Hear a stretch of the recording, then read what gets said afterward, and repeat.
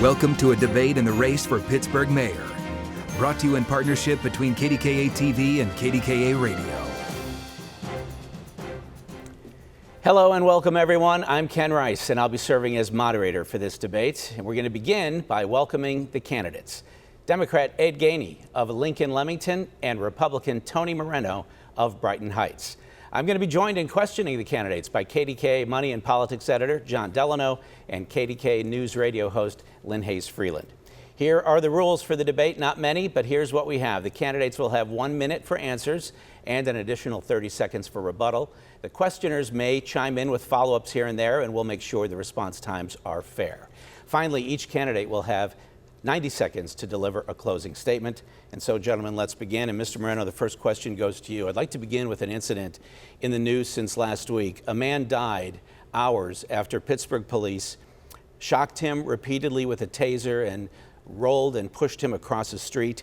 KDK's reporting specifically calls into question the actions of the officers after this man, Jim Rogers, complained that he was hurt. The alleged crime here was a bicycle theft. Demonstrators have called what happened to Mr. Rogers police brutality. Mr. Moreno, what do you call it? Well, when you look at the incident itself, those officers were doing what they're trained to do, but there is an unenforced policy that goes on concerning our mental health training. When you look at that, I can't begin to judge the officer for what he did on the scene. I can only judge from what I witnessed. If that person had followed policy, they would have had a medic on scene, or they would have been directed to go directly to the hospital. That's the way policy's written, and it's written for a reason. When we have poor leadership that doesn't enforce policy, you see tragedies like this. From the outset of this 911 call, if there would have been good supervision and enforced policy through leadership, they would have taken a mental health scope and look at this, and they would have approached it differently. They would have waited for their backup. They would have questioned the caller about the bicycle theft. Was it a theft in fact? Or was that person just taking a free bicycle and waiting to talk to the owner? So enforced policy is the way to look at this, and we have to hold our leaders accountable. Mr. Gainey, 1 minute. First, I want to pray for their family. It's a tragedy to lose a loved one like that. And you've heard me call on this over and over again, that in training, we need to work more closely with our social workers and issues that we feel that they can be more effective in how we de-escalate situations. We need to have them present in a safe environment. What happened to Mr. Rogers is a tragedy. And now you have a family that is missing a loved one and going through the emotion again, not just in the family, but a public trauma, a trauma where everybody is weighing in on what went right and what went wrong. Let me tell you about one of the things I know for a fact. If we don't have social workers on calls to help de-escalate situations in safe environments, it's problematic. We need to continue to work to ensure that. And again, I want to say a prayer for the family. We don't have all the facts, so we'll be premature to speak on it, but we know that there's some changes that need to be made in order to de-escalate situations. Mr. Moreno, you have another 30 seconds. We have to recognize that right now, since 2012, there has been a policy that was presented that brings social workers on calls with the police officers. It was developed by Dr. Paloka, who ran the crisis intervention training. That is police officers recognizing people that are suffering from mental health. She went to Texas, found that program, brought it back, and leadership has ignored it since then. The city's moved $11 million from the training budget towards group violence initiatives and social workers training, and they're not putting it to use. Mr. Gainey, additional 30 seconds. This is trauma. And trauma doesn't just hurt what we've seen, it hurts the city. And if we don't do something to make sure that we are addressing this issue, not just talking about it, but addressing it, and making sure that we have a system in place, not a program, a system that addresses how we de-escalate these situations, then we'll be talking about this a year from now, another year from now. Under my administration, this is something that we will implement. Gentlemen, thank you. The next question comes from my colleague, John Delano. John. Gentlemen, let me follow up on Ken's question. How do you guarantee that Pittsburgh is a safe city for all its residents? Mr. Gainey, you have accused the city police of over-policing and having a military mindset. Mr. Moreno, you have said It's the command structure that's at fault by limiting how police officers do their job. So, Mr. Gainey, let's start with you. What's the very first thing you're going to do when you take charge of the city police? We need to get the police back on the beat. We need the police to walk these neighborhoods and know who's in these neighborhoods, know who the leader is, know the residents on the street. We have to build the trust that is eroded. I believe we can do that. When I was coming up, we had officers walk the beat.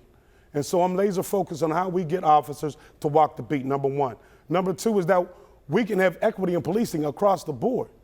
Over-policing doesn't work. If it did, we wouldn't be having this conversation. We're having this conversation because over-policing in certain neighborhoods has not produced the type of peace that we need to see. So in that, we need to talk about equity in policing, not over-policing in neighborhoods. Mr. Moreno, the same question. The first step in de-escalation is officer presence. I know that because I taught de-escalation in the crisis intervention training course. In order to address the spikes in violence, we have to have the officers present. We just can't have officers being seen when they're running through the backyards. They have to be a part of these communities. My opponent has no idea what that means because he's never worked in that. I've done it. I know how it works. If you engage with your communities, you will build a trust there. What we need to do is focus on our neighborhoods and focus on the rule of law. We just don't go in there and not enforce laws that are being broken, but we do it with education, empathy, and trust. When the community calls for our help, we have to be there and we have to make sure that we treat them appropriately. It's the number one issue in police relations is not use of force incidents. It's proven out through the Civilian Review Board numbers that the overwhelming amount of complaints come from how an officer chooses to treat the person that they're dealing with. So we have to have a customer service first and then an enforcement effort later. I'm going to give you each 30 seconds, but let me toss in another question. Will you be firing Police Chief Schubert? I'm not talking about personnel issues. First, we got to get past November 2nd. It would be premature for me to speak about any level of personnel issues, not only in the police force, but the city, period.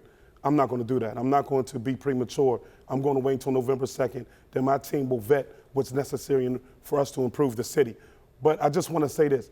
The best way to improve police community relations is when you have officers walking the beat and there's a presence. Presence build relationship. If the only time they see you is when there's a problem, then at the end of the day, that erodes the relationship we have to build. Does that mean more police or less police? It means equitable police throughout the city of Pittsburgh, not over-policing in neighborhoods. Mr. Moreno, first, will you fire Chief Schubert? We're going to take the entire command staff and we will interview and review their leadership qualities. There's a lot of failures that we've seen in the administration. We have to figure out where those failures came from. We have to address them and hold everybody accountable. That's what I bring to this table is accountability and transparency. If there are things that weren't addressed, whether it be politically or legally, I'll make sure that they get addressed and everybody's going to have a chance to explain themselves and explain why they should stay in leadership. My opponent's already for the defund the police movement. He proposed, he endorsed the $11 million being removed from police training. That affects our officers. So that attitude, I don't know where it comes from about having more equitable police. They want to reduce our police department. Go ahead, Mr. Gainey, real quick. Well, there's two things. And when we talk about transparency, we got to make sure that we're telling Pittsburgh the truth. The reality is I'm not on city council, so I didn't make any decision in that money being appropriated in any type of way. That's number one. And number two, I never said I would defund the police. And none of my statements that I've ever said that I would defund the police. And I'm not a city council person. At the current moment, I'm a state rep. And I've never talked, and I've never had a vote on that at a city level. So I'm not sure where that comes from. Mr. Moreno, you get the last call on this one if you want to respond very quickly. It's the support he gave to council for that action during before the primary happened. When they made that move to defund the police, it was brought forward by council and Ricky Burgess. He said the way that we reduce the police department is to defund their training so they can't have academy, and that'll immediately lower it. And Mr. Gainey's on record by supporting that. Lynne Hayes-Freeland. Mr. Moreno, my question goes to you in continuing along the same lines and looking at public safety. Mr. Gainey has described the violence in certain communities as a public health crisis. The American Health Association suggests that any response to this crisis must address structural racism, drugs, and alcohol. extra police aren't going to fix these problems. So how would you address the systemic problems that exist in certain communities? Well, my 24 years on the streets in Pittsburgh, they told me in the beginning to just go fight crime and arrest the bad guy. And when I was doing that, I was the best at it. I was shown to have the highest arrest record. I used force, but I had less than 1% complaint to arrest ratio, and that's because I was doing my job correctly. But what they told me to do wasn't fixing the problem. So I researched it myself, and when you realize it's a financial issue that is driving the violence in our communities, we have to address the problem where it starts. We have to make sure that people in these communities have the ability to receive jobs training. If they don't go to college and follow a career through the university, then or they did and they didn't like what they chose, they need to have an alternative, and they need to be able to go to these trades trainings or alternative trainings so they can live a life they want. Right now, when they wake up, they don't know how they're going to live day to day, where they're going to get the financial wherewithal to support their families. We need to provide that and keep that economy out of the dark economy and keep them in our communities where they're thriving the way they want to. Mr. Gainey, I'm going to kind of redirect that a little bit, because often when people talk about defunding the police, what they're really talking about is redirecting the money. How would you then deal with these systemic issues? I've talked to many of the universities and everybody that I spoke to. The trauma in this city is real. The trauma in America is real. Violence is escalating. There's a reason why 14, 15, and 16-year-olds are waking up with murder on their mind. That is something that we have to begin to talk about. And it can't be talked about just from public safety. And I'm suggesting that public safety does play a part. But the reality is we need a public health plan to address how we eradicate violence and talk about how we deal more with peace. You talked about it. Institutional barriers such as racism, trauma in our community, drug and alcohol. These are some of the main systemic issues that's not going to be solved overnight. And if we don't have a plan to how we address education, how we address equity, if there's not a public health plan that we begin to talk about and implement and utilize the resources in a way that addresses the situation, then we're spending and not investing. A public health plan gives us an opportunity to invest in the issues that can bring more peace amongst more peace in our street. Mr. Moreno? Right now, we're dealing with Pittsburgh issues. You know, the politics of the day have created the problems and kept us from addressing the issues that sit on Pittsburgh. The public health edict is a national political movement. We have to really focus on what's going on in Pittsburgh. We have to stop this violence right now. We have to put those police officers in the areas where they can stop it. And then we have to follow through with our counselors and our social workers parallel to what we're doing on the law enforcement end, so we can make sure we're addressing the problems where they're happening, and that starts at home, and they are financial issues. They're not health issues. Mr. Gainey, you can Public health is real. Trauma is a health issue, and we know we're dealing with trauma. And we can't just put that to the side and say that trauma doesn't exist. The Mr. Rogers family is dealing with trauma right now. We just talked about it in the last question with police-community relations. Let's talk about systemic poverty that has plagued this city for so long in so many communities. Let's talk about drug and alcohol and exactly what's going on. That's a public health situation, and we need a public health plan to address that. Gentlemen, I have the next question. Goes first to you, Mr. Gainey. We just got word Thursday night that a second Pittsburgh police officer died of COVID. 2 of the more than 700 officers to die of COVID nationwide, according to the National FOP, Fraternal Order of Police. City of Pittsburgh does not mandate vaccines for police officers, although this past week, by contrast, Allegheny County Sheriff William Mullen said he will enforce a vaccine mandate for his deputies, and he said he would do it because these are people who work directly with at-risk populations and the rest of the general public. He said, therefore, they pose a potential danger to themselves and others, and if they're not vaccinated, he'll terminate them. Tell Sheriff Mullen whether he's right or wrong. Well, first, I want to say my condolence and prayers to the family of the police officer. It's a tragedy when you lose somebody. This pandemic has taken many lives, and when you're out front and you're a worker that has to deal with the public, I'm in agreement with the sheriff. We have to protect our residents. the engagement. They're frontline workers. Our officers are frontline workers. And they're going to be constantly engaging with the public. And it's a safety issue. One, we want to keep our officers safe. And we want to keep our community safe. It's a safety issue. And we have to put safety first. This is the second one in the city of Pittsburgh. We should be concerned about that and ready to do what's necessary to ensure that when they're interfacing with the public, that they're safe and healthy and that we can keep our police officers and our community healthy. Just want to be sure we're clear before I go to Mr. Moreno. You said you agree with Sheriff Mullen. I agree So as mayor, you would fire city police officers who refuse to get vaccinated. Well, I didn't say fire. Now, That's the sheriff. That's the sheriff's policy. Oh, that's the sheriff's policy? Yes. I didn't catch that. I just heard that he said that he wanted to have them vaccinated. I'm gonna stop it saying that we're gonna fire them. What we have to do is begin to talk to them. I'm for getting vaccinated. I'm for everybody getting vaccinated and everybody wearing a mask. When I take office, if God wills and I take office and the public health determines that a mandate is necessary, then yes, we will begin to talk about that. What's that look like? We will look at the public policy in the city to see what we can do, and we will move forward there. But we will look at the public health experts, listen to what they have to say, and based on what they'll say, we will make the right decision. Mr. Moreno, go ahead. I disagree with the sheriff. This is the United States of America. We're free.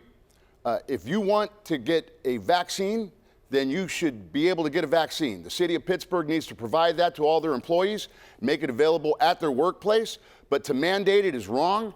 I do not agree with mask mandates, but I also agree with the person's right to wear a mask anywhere they want. If you're a business owner and you want to have a mask requirement, that's fine, then go ahead and do that. I know coming here, I had to prove my negative test. And I support that because that keeps people safe. But to threaten people's jobs is absolutely wrong. I would not support that. I would fight against it if it came down from the state level. If it was the federal level, I will use the law department to fight against that because our citizens have that choice. So the residents of Pittsburgh, I would encourage them to do it. And I'm going to tell everybody right now, if you elect me, I will hire you back if the city fires you for not getting a shot. Mr. Gainey, in one of your commercials, you show yourself getting a shot. I assume that's your way of showing that you've had, is that the COVID vaccine you were receiving? Yes, the Moderna. And is that something you would advocate? Could you see yourself advocating as mayor for all city employees? And I'm talking about a mandatory get the shot or get fired policy. I wouldn't go that far, not yet. Worse, we got to take office. And I said I will follow the science. I've always said that. For me, I got the shot because I believe that the shot is going to save my life. I wear a mask because I believe that it protects me. Does it prevent? No, but does it reduce the chance that I can get this deadly virus? Absolutely. I just had a good friend pass away. We would look and see what the city rules and regulations are. We would look and see what the public health says. And based on what the public health experts are saying, we will begin to go in that direction. But we will wait until January, and if elected, then we will look at it down the line, exactly what we need to do to keep this city safe. And Mr. Moreno, are you sharing your vaccination status with voters? I went to my doctor for my checkup earlier this year. He asked me if I was vaccinated. I said no. That's why I was there to talk to him. I told him that I had COVID last November, and he said I would be fine. That's a UPMC doctor. He's been my doctor for 30 years. I trust him implicitly. So that's what I look at. Why aren't we testing for people who have had COVID-19 or recovered from it to show their immunities? I want to make sure that I give my condolences to the Howe family. I was friends with Rick. I was also friends with Brian. I'm going to miss them dearly. They were close to me, and I want everybody to make sure that if they have the availability to take that vaccine, that they should if they haven't had COVID. Gentlemen, thank you. Next question to John Delano. Mr. Moreno, you've accused Mr. Gainey of being part of a corrupt political establishment, and you say that his campaign is under criminal investigation. Those are pretty strong accusations. So what's the proof? Right now, tell voters the evidence you have that Mr. Gainey has done something illegal. Loretta Payne has been arrested by the Allegheny County Police Department. She was the treasurer for African Americans for Good Government. That is a PAC, a money collecting committee that was created by Bill Peduto for Mr. Gainey. Mr. Gainey's campaign manager is also the director of that PAC. His name is Moses Nelson.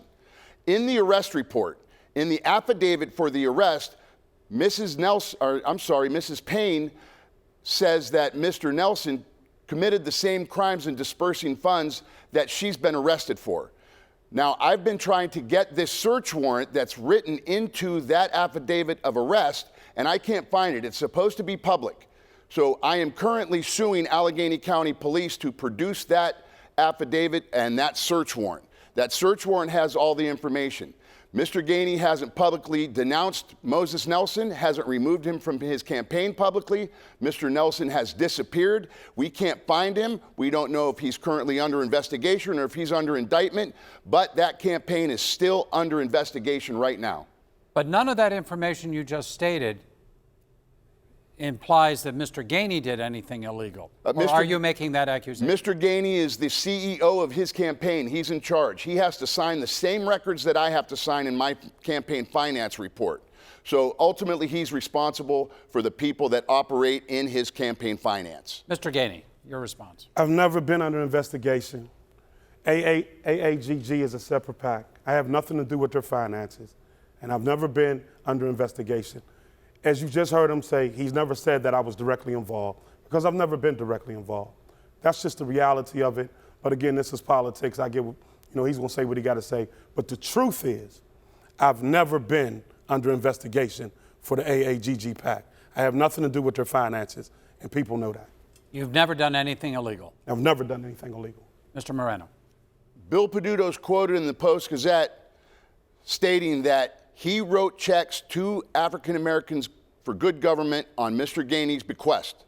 He funded that at his request, and that makes him knowledgeable of what goes on with that campaign PAC fund. Mr. Gainey, you get the last word on this. It's apple and oranges, has nothing to do with me. If that's what he wanted to write, and he wrote them a check, fine. I'm not under investigation. I've never been under investigation, and I have nothing to do with their finances. Thank you. Lynne Hayes-Freeland. Mr. Gainey, my question is to you. You have identified affordable housing as a top priority of your administration. East Liberty is probably the best example we could use in the city on the effects of gentrification on a long-standing neighborhood and the displacement of its long-term residents. You were on the URA board when Penn Plaza tenants were forced out of their homes. Why did you vote for that move, and what assurance will you offer now or going forward that this won't happen in other neighborhoods? When it first came about, I went straight to the mayor and said, hey, do you know anything about this? He informed me that he didn't know anything about the Penn Plaza deal. The first part of the Penn Plaza deal was that they were going to have to be moved out in 90 days. That's 3 months.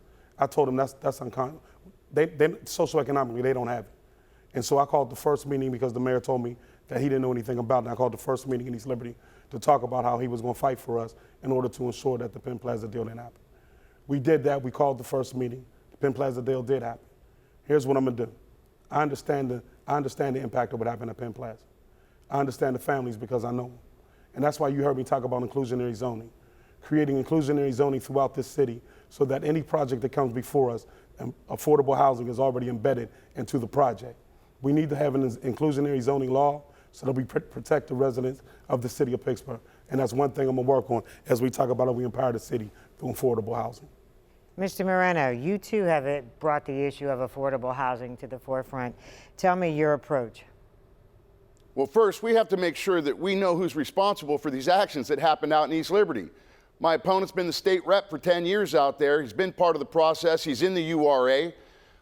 When you look at how that happened, go back to 2013. Look right now on your phone. Go to YouTube, Coffee with the Candidate, State Rep Ed Gainey. In that 10-minute conversation, he's quoted as saying that he was part of the master plan and the redevelopment of East Liberty. He sits on the URA board that directs all the funding and all the development in that area. So he's talking out of both sides of his mouth when he tells you that he's trying to change it when he's part of the problem that he's politicking against. I'm here to make sure that everybody gets treated the same, that we move those funds out there, we develop towards the people that need it the most, instead of building a $2,500 per unit condominium complex and moving 100% of the residents out of that area and only bringing back 10%, I want to make sure that that funding goes into the neighborhood for housing that people could stay and they can afford in their own communities. Mr. Gainey, for your rebuttal, I just want to add in there as well. Could you have stopped the Penn Plaza project? No, and everybody knows that. But let me say this. He talks about the coffee with the candidates. When you're young and you're starting out, I went to East Liberty Development, Inc., and I asked him, and I told him I would work for free because I wanted to learn community development. At the time, a gentleman by the name of Wheeler Winstead was interim director. And I told him, look, I'll work for free, just teach me community development. And they were putting together a community neighborhood plan. As he knows, I didn't control the plan. That was my learning ground.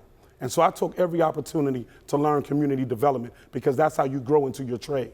And so for 6 months, I did it for free until they got paid. So it wasn't like I had any power and talk about what happened in the East Liberty plan. I was learning my trade and I did it, and I'm happy I did it because it taught me community development. And that's why you hear me talk about inclusionary zoning.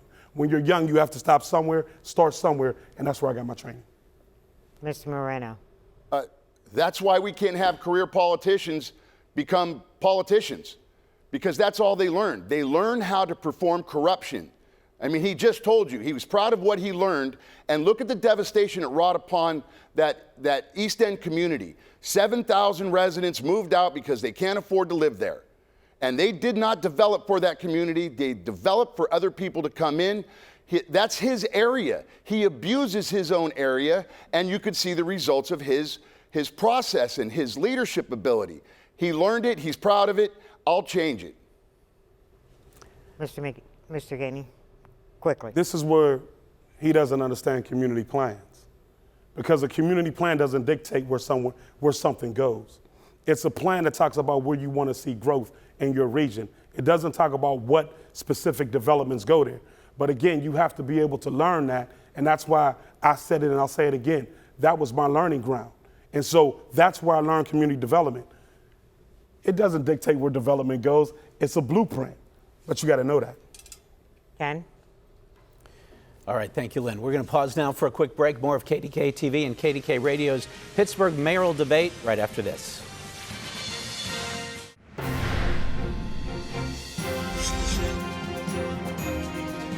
And welcome back to KDKA-TV and KDK Radio's debate between the candidates for Pittsburgh Mayor, Republican Tony Moreno and Democrat Ed Gainey. Mr. Moreno, I'll start the segment with you.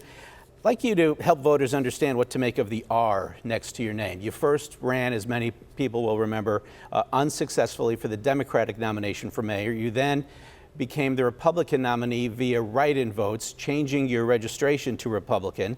So do you stand with the Republican Party on the issues generally, and specifically, do you agree with the 2/3 majority of your party who say that Joe Biden's election was not legitimate? Well, let me address the political action here. I saw that there was a problem in our city. I saw that it comes from the top. I'm not a political person. I was registered Democrat my entire life here.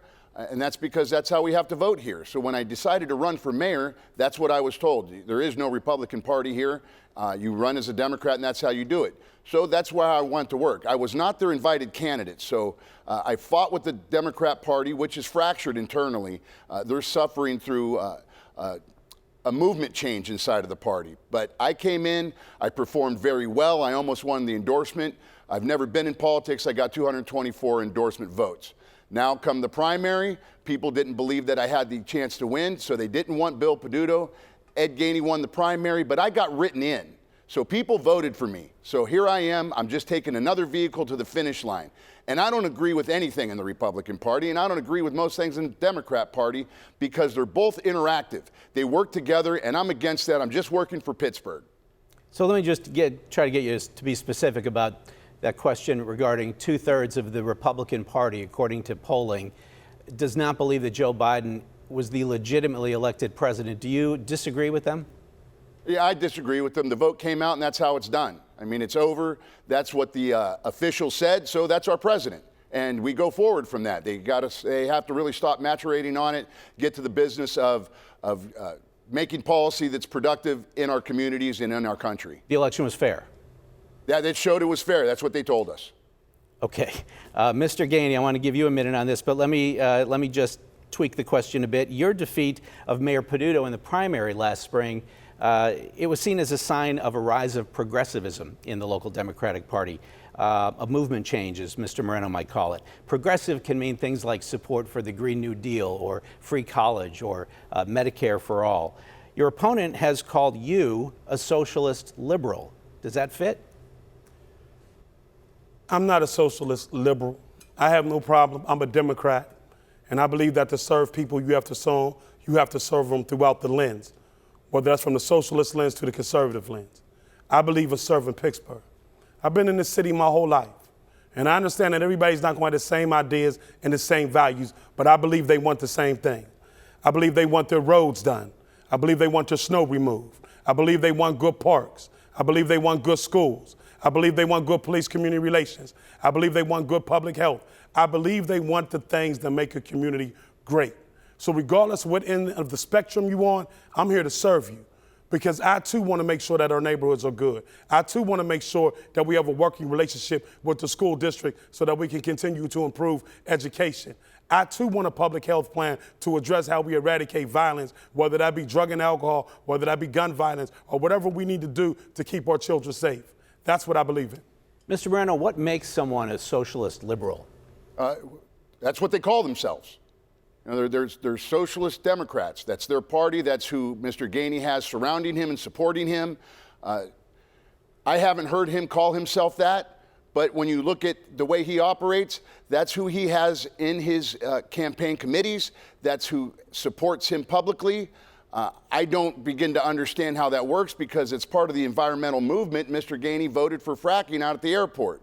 So how he creates an atmosphere where those things coincide is beyond me. But that, you know, you just look at it. Just look at it and you can see what it is. Mr. Gainey. I look at it this way. This is our city. And our city will always have diverse issues that we need to talk about. I do vote a lot with the Progressive Party. I do. My record is very progressive. I'm not going to shy away from my record. But we got a lot of conservatives that support me too. So at the end of the day, my campaign is made up of socialists, progressive, moderate, and conservative. That's Pittsburgh. That's who we are. I'm glad and I'm so proud to have the support of socialists, progressive, moderate, and conservatives. I thank Pittsburgh for that. Thank you. John Delano, next question. Candidates, some say downtown is going downhill. COVID didn't help for sure. Many workers are not back in their buildings. I've seen homeless people sleeping in doorways, and restaurant owners and shopkeepers complain bitterly about panhandling and harassment of visitors. And frankly, they say cops turn a blind eye to all of this. Mr. Gainey, how important is downtown Pittsburgh to you? And as mayor, do you share these concerns, and what will you do about them? We have to clean downtown Pittsburgh up, and we know it. First, if you walk down 5th and Forbes, you can see how dirty it is, and you can see that the smell that's coming out of that area needs to be addressed. We need to clean downtown up. We also need to talk about a conversion, because we know that we're the 5th when it comes to real estate commercial spaces. We're going to have to change that. A lot of these units are going to have to be converted to affordable units. It's the only way that we can begin to stabilize and grow downtown. We do have a homeless problem, and we need to work as a city and with our external partners to be able to provide housing, wraparound support services, and work together to ensure that we're doing the best to be able to deal with the homeless situation. I do not believe they need to go to jail. They do not need to go to jail. We do not need to have them arrested, and we do need police to walk the beat. Not to begin to learn the community and understand how they can help out as well. Our homeless problem is a situation that we got to work on, but they shouldn't be going to jail. Mr. Moreno, the same question. We have to make sure that we see where these problems stem from. They are never going to go away. They just have to be managed. When you disengage the police officer, who is the face of government, from the people that need them the most, you see the devastation it brings, and downtown is the prime example. By policy, the police officers are not allowed to arrest anybody for crimes related to mental illness, poverty, addiction, or homelessness. Well, that just means that anybody can do anything because that's not defined. It's actually against the law to tell a police officer not to enforce his oath and enforce those laws. So get those police officers engaged, get them to the places where people need help the most. We know where to take them. We know how to get them into the programs that will help them, but they have to be allowed to engage. Then we have to make sure that we bring business back. We have to create parking for the businesses. We have to make sure it's safe, that it's clean. And that's the way I direct it. Bringing housing into town, affordable housing, is not the answer. We got to make sure we encourage business and keep it safe and clean. Mr. Gainey, 30 seconds. Affordable housing downtown is critical, and there's no question about that. The reason why we don't have any traction or energy in our downtown area is because Pittsburgh is a city of neighborhoods. Where you live is where you play. We don't have enough units downtown to make downtown a neighborhood. We don't have enough housing units downtown to make downtown a neighborhood. We need to make downtown a neighborhood. And in order to do that, we have to have a situation where we're turning our commercial spaces that's not going to be used into housing. Affordable. Mr. Moreno, you get the last word on this. It is called the business district. We have to make sure that we have those businesses come back to Pittsburgh so we can thrive. The business district is exactly that. We have to make sure that we have abandoned buildings there that can be filled if we just encourage business to come back. I do that by creating a tax structure, by reducing the bureaucracy in the Licensing and Permits Bureau, by encouraging parking, not discouraging it, by encouraging people from coming into town instead of discouraging it, and keeping people safe, and that's making the police officer available to the streets. Lynn? My question is to you, Mr. Moreno. City Council has recently approved the initiation of an experimental program called the Assured Cash Program. It uses COVID relief dollars for 200 low-income city residents to allow them to receive $500 a month in unrestricted funds for 2 years. The program is a direct response to the city's gender and equity study of 2019 that found Black women lag behind every other group in the city in earnings, employment opportunities, access to childcare, and housing. Is this, in essence, the city paying residents? Are we now in the business of paying our residents? Well, when you look at that action, it's preposterous to me that you just pick 200 people and decide that they are going to get more money than everybody else because they're in need. That's not fair. That's not how we should be treating each other. Instead of throwing money at the problem, which is the political answer that we see all the time, it's the problem in our politics of the day. They act politically. They don't have answers for the problems. They just say the right things and they throw money at it. It doesn't help that family. We need to structure that money into jobs training, into education, into child care. You know, that equity report said that one of the biggest problems with the Black females in the city of Pittsburgh is they can't get child care. So what did they do with the COVID money? They made a bank of $25,000 loans to businesses for child care. So that action in itself happened through the URA, and you can see where that corruption lies. They're not directing the money into the hands of the people that need it the most. They're putting it in loans, that's grant money, in loans for businesses. We need to get the money into the hands that need it. Mr. Gainey, in addition to responding to the general question, Mr. Moreno says that it's not fair, but the realities are the gender and equity study showed that things aren't fair. Hasn't been fair. Hasn't been fair for quite some time. We know the obstacles and barriers. The report states it, that this city of Pittsburgh is the worst place for Black women. That's a statement that came out of a report. We have to change that image. And in my administration, here's how we'll change the image. We will have African-American women in director roles. The reason being is because if we can change the image, we can also change the way that little child looks at their mother, that little child looks at their aunt, and they can begin to believe that they can be a director. And in that, we're building careers. Workforce development. We need workforce development programs and infrastructure that takes people from the program to a job. They don't need an award, they need a reward for going through that job. So we need to create an infrastructure in our growth sector industries where we are creating a way for Black women to be able to succeed. Under my administration, we'll be laser focused on that. Mr. Moreno. I think we all need to look at everybody's history here. Mr. Gainey's been elected for 5 times in the past 10 years. He's been in politics for almost 20 years, if not more. How many African-American women does he have involved in his campaign? I know that I have a Carmen Brown out in Homewood. I have a Gabby Gray out in Homewood and Larimer. They are on my committee. I put them in positions of powerful voices. I listen. I include them. I make sure that everybody's voices get heard here. I'm coming in. I am the vote for change here. I'm bringing those things right now to prominence. I want to thank you for that, because for the last 8 years, since I've been elected as a state rep, my office manager is Lori Criswell, who is an African-American woman. Aja Gaddy, that handles my assistant finance, is an African-American woman. My Tanae Kroom, who is here today, is my director of is my communications director. She's an African-American woman. It's not just rhetoric, it's real. We talk about it, we be about it, and that's what we've done. Ken? I think we almost ran out of time. Mr. Gainey challenged Willie Parker's candidacy. Willie Parker should be standing here right now engaging in this. He put forth the work. He did his paperwork correctly. He should be standing here debating as the independent candidate. I just want to make sure everybody knows that he's a black man that was trying to have his voice heard, and I have invited him to everything that I speak at because it opens up conversation. I don't shut people out. I include them. All right, we're going to move on and take a quick break now. More of KDKA-TV and KDKA Radio's Pittsburgh mayoral debate after this.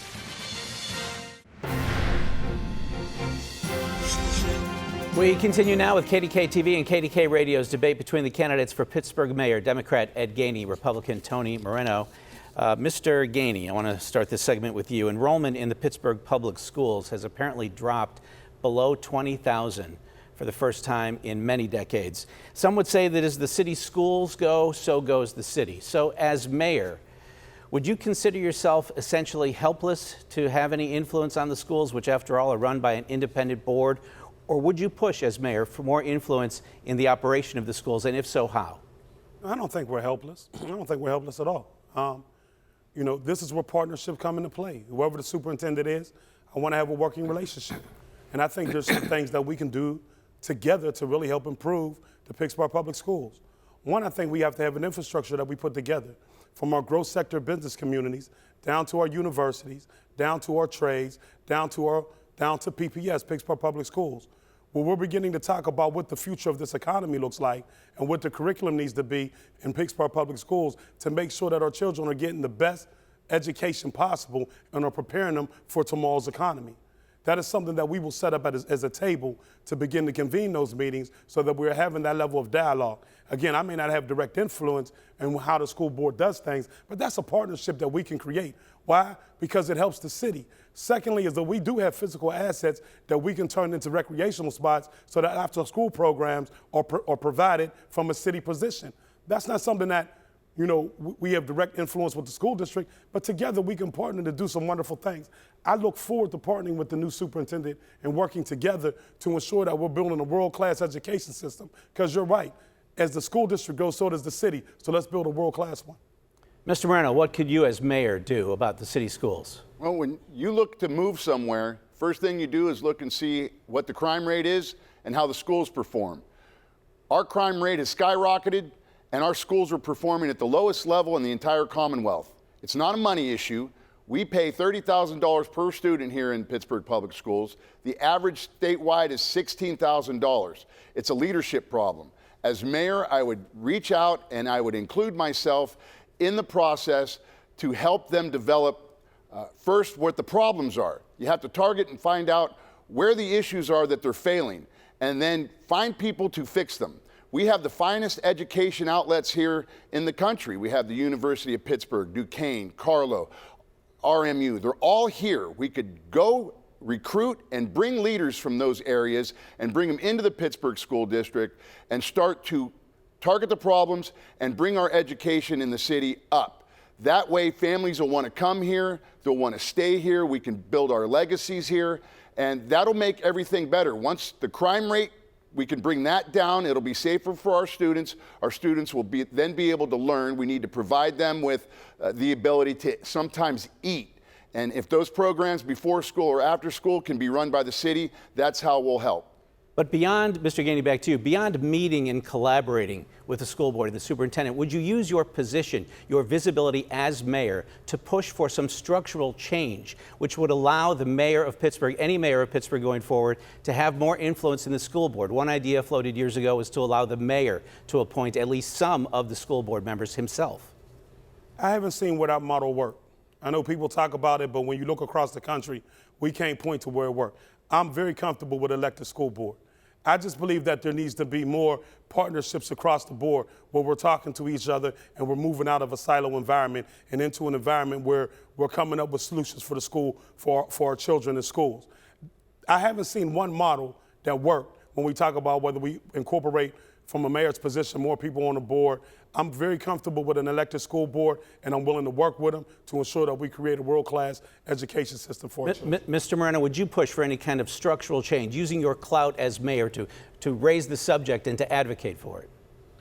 I believe that I spoke to them. After we called for Mr. Hamlin's resignation, I spoke to those individuals that were going to be seeking out a new superintendent. And what I learned was they don't know their own ground rules. They have no leadership. They didn't have a matrix on how to select those leaders inside of their organization. So that's where I would step in, and we would create those models that they could follow. They were asking for the help. They don't necessarily know where their problems are. So that's where I would interject the mayor's office into and helping them pick their leaders and build a structure. Mr. Moreno, thank you. It's time now for the candidates' closing statements. The order was determined earlier by coin toss. Mr. Gainey, you go first, and you have 90 seconds, sir. First, I want to thank KDKA. I appreciate everybody here. Pittsburgh, I want to thank you. I'm running for mayor because I believe that we can build a city for all. And I believe together we can do this. There's no reason why we can't be the safest city in America. We can do it. We can clean up our downtown. We can clean up our neighborhoods. Our children should not have to walk to school going through vacant lots with wine bottles, 40 bottles, blunt papers. The lot should be manicured so that when they go to school, they're in a clean state of mind. We will make sure that the lots in our community are clean. We will take care of our parks, our roads. We will make sure that the snow is removed. We will deal with the infrastructure. We will empower public works. Affordability. We will work hard to bring affordability here. We will talk about what we do to pass inclusionary zoning and to build more affordable housing to be able to stabilize our neighborhood. And diversity. We want to look like the new America. We want to ensure that everybody that come here believe that their culture is here, believe that they have access to opportunity, and we can do that together. And in doing so, we build a city for all. We take away the barriers and create access to opportunity. But I need your help. On November 2nd, a vote for Ed Gainey is a vote for growth. Together, we can grow a city for all. On November 2nd, vote for Ed Gainey. Thank you, and God bless you. Thank you, Mr. Gainey. Mr. Moreno, final 90 seconds are yours. Thank you, KDKA, and thank you, Pittsburgh, for bringing me into this moment. You know, everybody said this wasn't possible. I'm not a part of politics. I wasn't invited in. Well, Pittsburgh, you brought me here. You brought me here for a reason. We're all tired of the politics of the day. Every elected official is responsible for the failures we see inside of our city, and nobody chooses to fight against it. Well, I'm here to fight that fight for you. I'm here to stand up. I'll take those hits for you. Just stand behind me and we can move forward together. Please, Pittsburgh, give me your vote. Give me the chance to prove to you that we can make all 90 neighborhoods equal and make it one great Pittsburgh. Let me protect you, Pittsburgh. Let me show you that we could live a life and live freely and happily. We don't have to worry about our children going down the street and being murdered, that our children have a future, that our families can be safe, that we can enjoy Pittsburgh for the city that it is. That's why I came here, was to serve Pittsburgh. I came here to serve you. Please vote for me. Let me serve you. Let me show you that love that I bring for our communities, for our businesses, for the 412, for the black and gold. I want to represent you again. Let me show you how to operate without the political corruption that we see. Let me show you how to operate without the rhetoric that we hear from all politicians. But let me show you that this can be done. I can make it happen immediately. I have no other gain other than making this city great. I want to make sure that we get the things that we need and make it one great Pittsburgh. Vote for me on November 2nd. I'm Tony Moreno. Thank you. On behalf of all of us at KDKA-TV and at KDKA Radio, thanks to the candidates. Thank you for joining us for this debate. Remember, Election Day is November 2nd. So long.